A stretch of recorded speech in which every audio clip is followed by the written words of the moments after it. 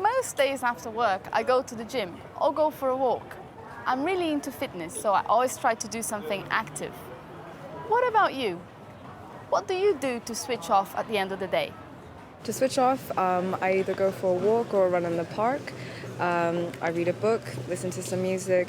Well, by the end of the day, I love to be outdoors, like to exercise, so go for either a walk along the beach or maybe a swim at the beach or maybe a cycle or something like that. If I've had a busy day, I like to come home, shut the door and have a long hot bath. I like to read nonfiction, like to read autobiographies. I read that a lot. Sometimes I just like hanging out with friends and just cooking a good meal and just taking it easy. At the end of the day, perhaps read a book. Weekends, like to go walking. To switch off, I enjoy listening to music a lot. Sort of catching up with friends as well. But also, to really switch off, I like to sit down, close my eyes and just like do nothing, you know, relax.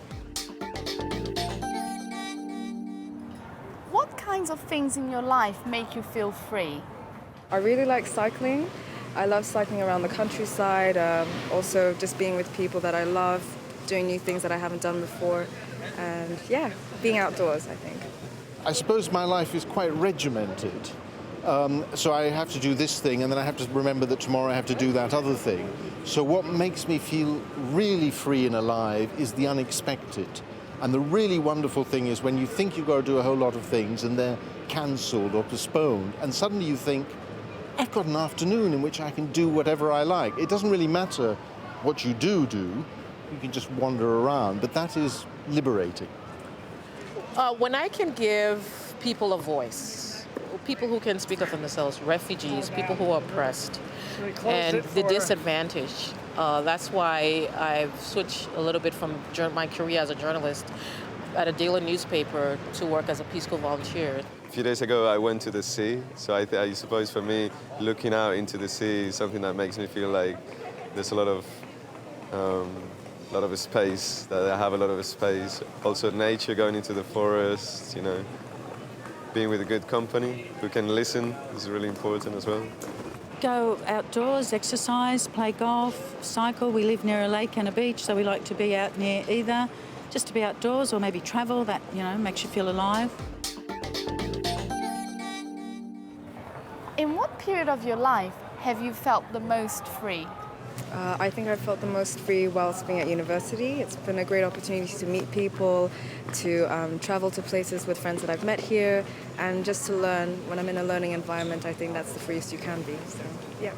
I think in two periods. I think in my late teens and early 20s, as a student, it seemed anything and everything was possible. Wonderful period.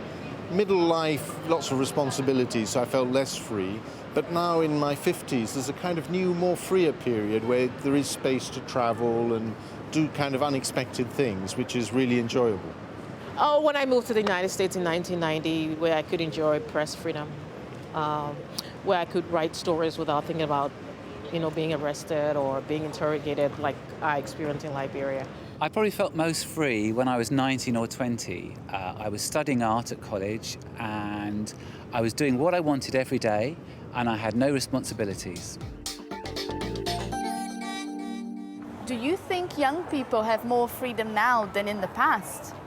I think we do have a lot more freedoms in terms of freedom of speech and expression via the internet, even accessing information, and also transport-wise, I think, compared to my grandparents and people in the older generation who didn't have, for instance, monetary access to flights, you know, which is a lot cheaper these days. So, yeah, we are a lot more free, I think. I'd like to think.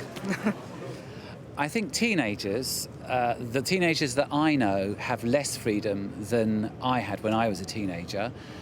They seem to be driven everywhere by their parents, whereas we were out on our own all the time. With the advancement of social media and cell phones and all kinds of multimedia, I mean, kids are they can just take the whole world apart, regardless of what regime they live under. So it's just amazing at how technology has changed the world. I think so. I think they have more freedom. I think they probably have more fun. I think it's a yes and no answer. I think in some ways advances in technology give them a lot more freedom to travel, communicate through the internet, phones. But on the other hand, my younger daughter, who's 27 now, has only just been able to leave home because finding somewhere to live is so difficult and so expensive. So I think young people have got it pretty tough in lots of ways.